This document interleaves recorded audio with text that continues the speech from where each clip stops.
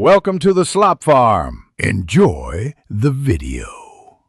In this video, I will show how to change VW Passat battery. Start by disconnecting the negative terminal and securing the car on level ground. Wear gloves and safety glasses and keep metal tools away from battery posts. Remove any plastic covers and note battery orientation before lifting it out. Inspect terminals for corrosion and clean with a brush if needed. Replace with a matching battery and tighten clamps securely. Then test electrical systems. In this video, I will show how to change VW Passat battery.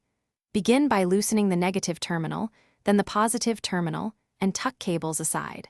Unbolt the hold-down bracket and lift it away so the battery can be removed easily. Use a proper battery strap or two hands to lift the battery straight up and out, avoiding tilting that can spill acid. Inspect the tray for corrosion and clean, or replace it before installing the new battery. In this video, I will show how to change VW Passat battery. Fit the new battery in the tray with the same orientation as before and secure the hold-down bracket firmly.